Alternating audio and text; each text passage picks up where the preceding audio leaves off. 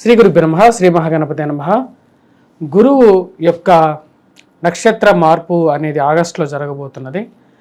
ఈ యొక్క నక్షత్ర మార్పు అనేది మనం గత నక్షత్ర మార్పు గురించి కూలంకషంగా వివరించడం జరిగింది. ఇప్పుడు జరుగుతున్నటువంటి మార్పు వచ్చేటప్పటికి గురు నక్షత్రం అంటే గురువు తన యొక్క నక్షత్రం ప్రస్తుత నక్షత్రం వచ్చేటప్పటికి శుక్రుడి యొక్క నక్షత్రమైనటువంటి రోహిణి నక్షత్రంలో శత్రుస్థానంలో ఉన్నాడు.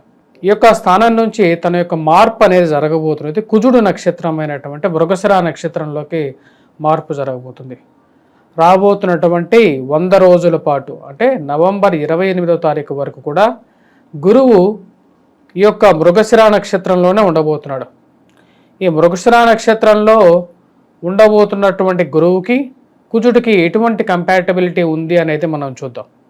మృగశిర నక్షత్రానికి అధిపతి వచ్చేటప్పటికి కుజుడికి గురువుకి మిత్రత్వం అనేది ఉంది. గత మనం చూసినటువంటి 100 రోజుల పరిస్థితి మనం చూసినట్లయితే చాలామంది టీవీ న్యూస్ పేపర్స్లో కూడా చూస్తుండవచ్చు. ఇదే విధంగా కూడా ఒక డిబేట్ కూడా మనకు వచ్చేటప్పటికి టీవీ నైన్లో జరిగింది. క్రోధీనామ సంవత్సరంలో ఇటువంటి అరిష్టాలు ఎందుకు జరుగుతున్నాయి అని మనం వివరించేటప్పుడు గురువు యొక్క నక్షత్ర స్థితిగతి గురించి కూడా నేను చెప్పాను.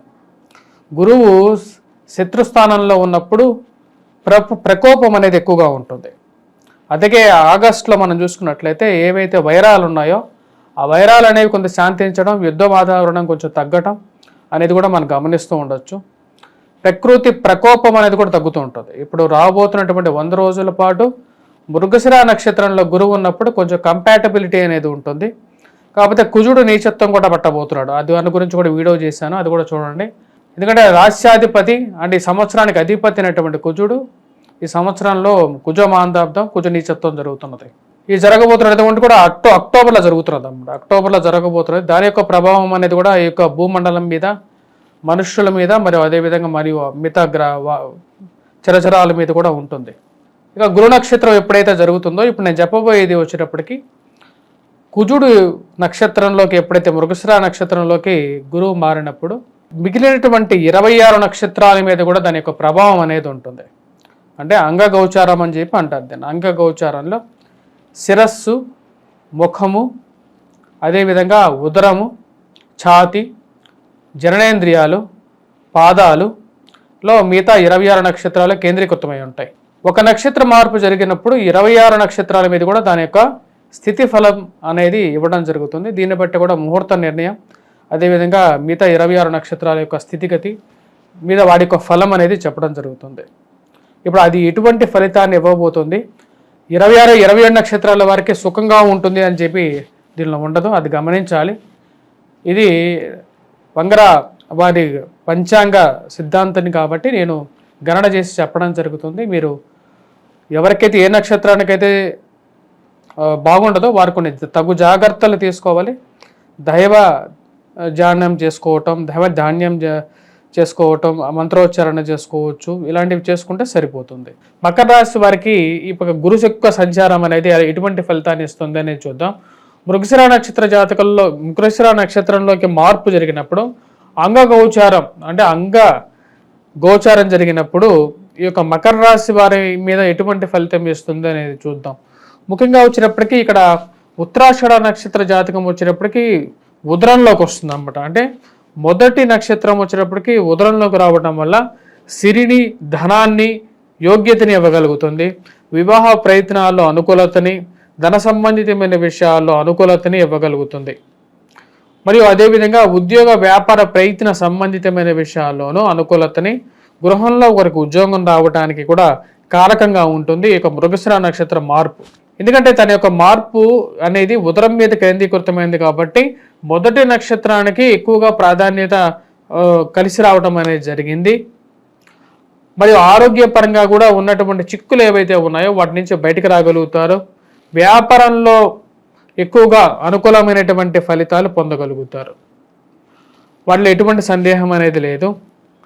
మానసిక చింత నుంచి బయటకు రాగలుగుతారు. ఇంట్లో ఒకరికి ఉద్యోగం రావటం అనేది జరుగుతుంది. ఆ ఒక ఉద్యోగం రావటం అనేది కూడా మానసిక చింతకి నుంచి బయటికి రావడానికి అనుకూలమైనటువంటి ఫలితంగా చెప్పచ్చు. ఇంట్లో సంతాన సంబంధితమైన విషయాల్లో అనుకూలత, కుటుంబ వృద్ధి పొందడం అనేది ఒక మంచి పరిణామంగా చెప్పచ్చు. ఈ యొక్క ఉత్తరాషాఢ నక్షత్ర జాతకులు ఎవరైతే ఉన్నారో వారికి 2, 3, 4 పాదాలు బట్టి వారు. అదేవిధంగా శ్రవణ ధనిష్ట నక్షత్ర జాతకులకు ఎలా ఉందనే చూద్దాం. శ్రవణ ధనిష్ట నక్షత్ర జాతకులు మనం గమనించినట్లయితే ఇక్కడ జననేంద్రియంగా చెప్పచ్చు అన్నమాట. ఇది అంటే గురువు యొక్క దృష్టి జననేంద్రియంగా గురువు నుంచి మనం లెక్కేసుకుంటే ఇది జననేంద్రియ స్థానం అవుతుంది అన్నమాట. జననేంద్రియ స్థానం ఎప్పుడైతే శ్రవణ ధనిష్ట జరుగుతుందో అప్పుడు కొంచెం కష్టాన్ని నష్టాన్ని ఇవ్వడానికి అవకాశం అనేది గోచరిస్తూ ఉన్నది. అంటే చేస్తున్నటువంటి ఇన్వెస్ట్మెంట్స్లో అంత అనుకూలమైనటువంటి ఫలితాలు రావు అన్నమాట. అదేవిధంగా ఉద్యోగపరంగా మార్పు చేర్పులు అనేది ఈ నవంబర్ వరకు తీసుకోకుండా ఉంటే చాలా మంచిది. ఉన్న స్థానంలోనే ఉండటం, పరిస్థితిని నెట్టుకు రావటం అనేది ముఖ్యం. మరి అదేవిధంగా వ్యాపార పరంగా కూడా కొత్త ఇన్వెస్ట్మెంట్స్ అనేది ఈ యొక్క శ్రవణ నక్షత్ర జాతకులు, ధనిష్ట నక్షత్ర జాతకులు ఎక్కువగా మార్పు చేర్పులకి తీసుకోకుండా ఉండటం ముఖ్యం. కానీ మొదటి ఉత్తరాషాఢ నక్షత్ర జాతకులకి ఎక్కువగా అవకాశాలు కలిసి రావటం అనేది జరుగుతుంది. మరియు ఆ యొక్క అవకాశాల వల్ల మీరు ఇంకా ముందుకు వెళ్ళగలుగుతారు.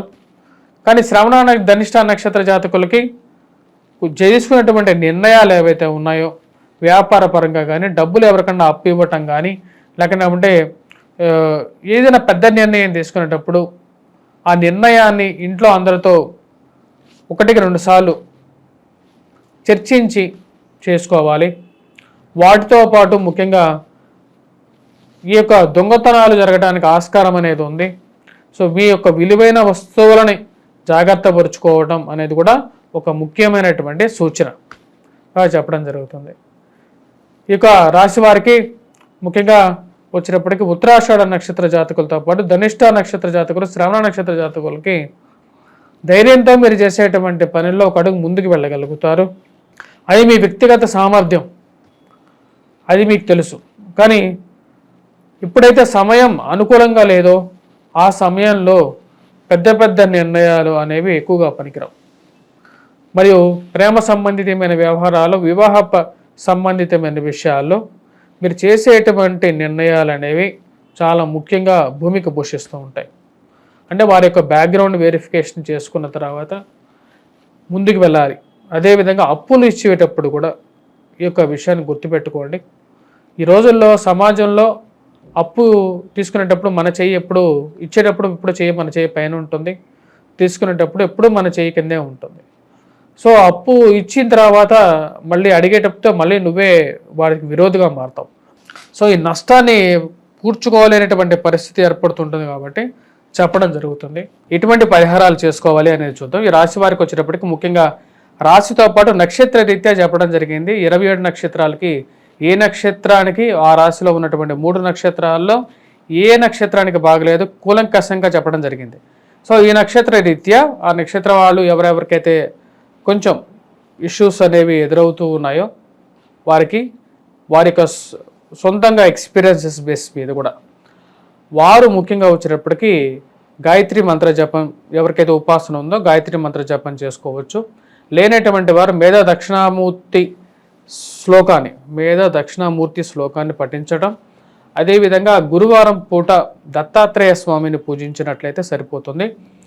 లేనటువంటి వారు నివసించేటువంటి గృహంలో ముఖ్యంగా ఈ నార్త్ ఈస్ట్ సైడ్ దీపాన్ని ఉదయం పూట సాయంకాలం పూట దీపారాధన చేయగలిగి, ఎందుకంటే మన పూజా మందిరం నార్త్ ఈస్ట్ సైడ్ ఉంటుంది, లేకపోతే ఈస్ట్ ఫేసింగ్లో కానీ ఉంటుంది.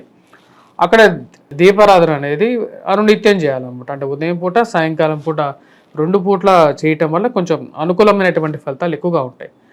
ప్రతి పూర్ణిమ రాబోతున్నటువంటి పూర్ణిమలు ఏవైతే రాబోతున్నాయో అంటే భాద్రపద పూర్ణిమ, నెక్స్ట్ రాబోతున్నటువంటి అక్టోబర్లో మనకు వచ్చేటప్పటికి ఆశ్వీజ పూర్ణిమ అనేది ఉంటుంది.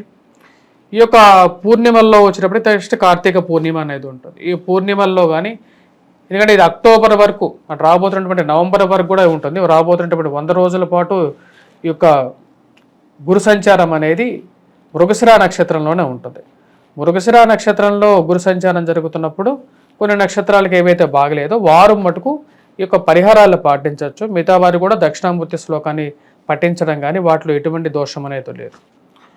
ఎందుకంటే గురువు జాతకరీత్యా ప్రతి ఒక్కరి జీవితంలో చాలా ఇంపార్టెంట్ రోల్ ప్లే చేస్తూ ఉంటాడు. వారు పుట్టినటువంటి సమయాన్ని బట్టి, లగ్నాన్ని బట్టి, మరియు అదేవిధంగా చంద్ర లగ్నాన్ని బట్టేసేసి కూడా వారికి ప్రభావం అనేది ఉంటూ ఉంటుంది అన్నమాట. సో ఇటువంటి పరిహారాలు చాలా సింపుల్ రెమెడీస్ మన ఇంట్లోనే చేసుకోవచ్చు అన్నమాట. సో మన ఇంట్లోనే మన పిల్లలకి కూడా నేర్పించండి దక్షిణామూర్తి శ్లోకాన్ని ఎలా చదవాలి, మరియు అదేవిధంగా మన యొక్క దీపారాధన ప్రక్రియలు చేయటం అనేది ఎలా చేయాలి అనేది కూడా మీరు పాటించినట్లయితే శుభం కలుగుతుంది. స్వస్తి.